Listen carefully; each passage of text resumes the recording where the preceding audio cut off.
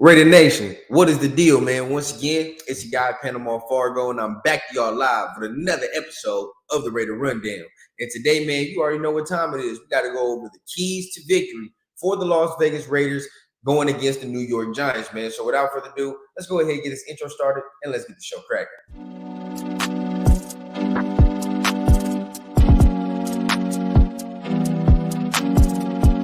As a young guy, I had a dream that someday I would build the finest organization in professional sports.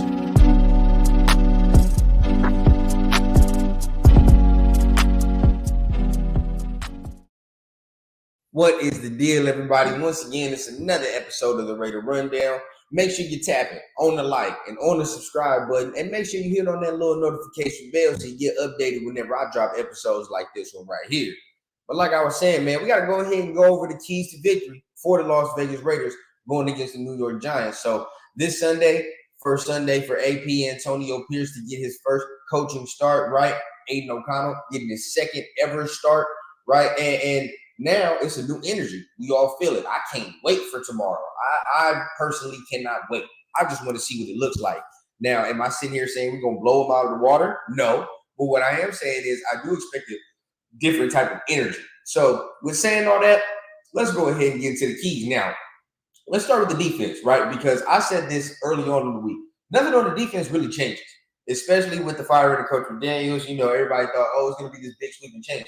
Understand, nothing really changes. Patrick Graham is still in the position he is in, right? Antonio Pierce was a linebackers coach, so he still oversees his part of the defense and what he was doing already. And just from there, that strengthens. The communication strengthens. And maybe now with a different type of head coach, we may attack more. We may cause more different decisions. He may be a bigger influence in the decisions. We talking about Antonio Pierce. We do not know. But the defense don't change. So looking at the Giants, what have they done well so far? Last week, they're coming off their damn near their best rushing game of the season. All right, but they gave the ball to Saquon Barkley 30-plus times. I don't expect that type of game plan, but I do expect him to touch the rock a lot. So from there, run defense got to be stout. Key number one, you got to stop the run because Daniel Jones is back, but they're going to try to ease him in. I don't expect them to come out here and go bombs away. I expect them to give Saquon a heavy dose of touches. So from there, you got to be stout. If we're stout against the run and we force Daniel Jones to have to beat us playing quarterback, that's the one. And even when I say stout in the run, I mean against Saquon and Daniel Jones. Okay, now remember he's coming off from neck, so I don't know how aggressive he'll be, but his legs are a weapon. So we got to be aggressive in all fronts, and we got to be ready for everything because they will probably use his legs if he is out there. So from there, first key for the defense, stop the run. Number two, okay, play up on these receivers. These receivers aren't nothing to me to be super scared of. Okay, these are guys that I feel like if we're aggressive at the line of scrimmage, they're going to throw off timing. And that's the thing that I want. No Darren Waller, so that's another weapon out. So for them, they're real thin at the pass catching spot. Not even thin, just a lack of talent, we'll say. That's at that pass catching spot. Now, there's a guy, Wan'Dale Robertson. He is nice. I keep tabs on him. I would. But at the end of the day, these aren't the type of receivers that keep you up at night, well, to me. So then we have to go ahead and play press coverage on them. Right? Not even press coverage, but just play tighter. I don't want to see Patrick Graham do that bend but don't break shit early on in the game, right? And let Daniel Jones get some type of rhythm. Do not do that. So from there, we got to play tighter coverage, disguise our coverage as well. Remember, we got to make Daniel Jones beat us playing quarterback, and we do not believe that he can do that. So from there, we got to make it tougher on him. And don't give him just open-ass lanes and zones for him to hit and pick apart. So from there, that's the second key. Third key, bring pressure. We said every goddamn week we have to bring pressure. We got to bring pressure. And I don't want to see just 4 down linemen trying to get there. And maybe so, we can get there. But I do want to see more blitzes. I want to see more exotic packages coming in where 6, maybe 7 people are trying to get to the quarterback. Because when we do that, I mean, at that point, it's hard for us to not hard for us. It's hard for the other team to go ahead and try to beat us, bro. When we've shown we've been aggressive and we've shown that we want to get out there and actually cause the pressure, wreak havoc, right? Not let the offense dictate to us what the game is going to be. We're a much, much better defense. We have to dictate to the offense how this game is going to go.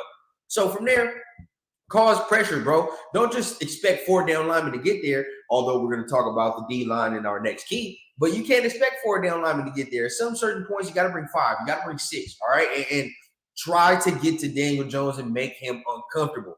When he's uncomfortable and he's not back there just patting the ball like most quarterbacks, it's a problem, okay? So you want to get him off his spot. You want to get him off a square. You want to get him thinking. So that's why I say we got to bring pressure. And then for this next key for the defense, D-line must be active. They must be. If our D-line is active, it's a good chance we're going to win the game.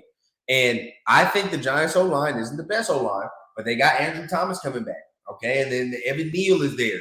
So from a lot of standpoints, they're getting some of their guys back, some of their starters back, but still I think this D-line has been very, very active the last couple of weeks, and minus the Chicago Bear game. So I think the D-line must continue their ascension. We have to get pressure. Now, I just said about bringing 6, maybe 5 people on a blitz, something like that, but on the time that you don't, this D-line has to eat, okay? I'm looking at Adam Butler. I'm looking at Max Crosby, Malcolm Kuntz, okay? These are guys I'm looking at because they're going to have to get busy. Tyree Wilson, okay? Now, I hope they don't expect Tyree Wilson to go against Andrew Thomas the whole game and mix it up. Maybe have him go against Evan Neal, somebody like that, right? Get something going. But from there, I think the D-line is going to be the key of our defense this Sunday because just Daniel Jones is coming back. They're going to want to ride Saquon. And if we don't allow them to run the ball, it's going to be a real tough day for them. So I think this D-line is a real strong key for the game. So those are my keys on defense. Now let's talk about the offense. For second career start for Aiden O'Connell, what do I expect? I don't expect anything crazy. To me, I expect somewhere between the 200 to 230 range passing. But the keys for me, maybe a tug, maybe 2. But the keys for me will be no turnovers. Okay, and that's our first key.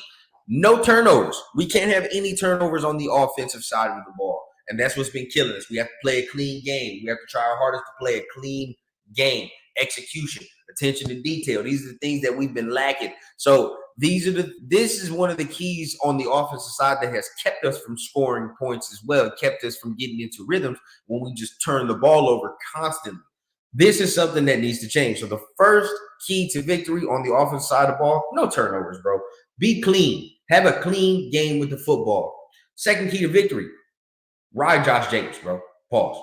But got to get to Josh Jacobs. We got to give it to Josh Jacobs. Let him get in the rhythm because when Josh Jacobs is good, I think Antonio Pierce said it, the Raiders are good. And it's hard to really stop us. I think we haven't – last week, we saw some of that old shit that we were used to seeing.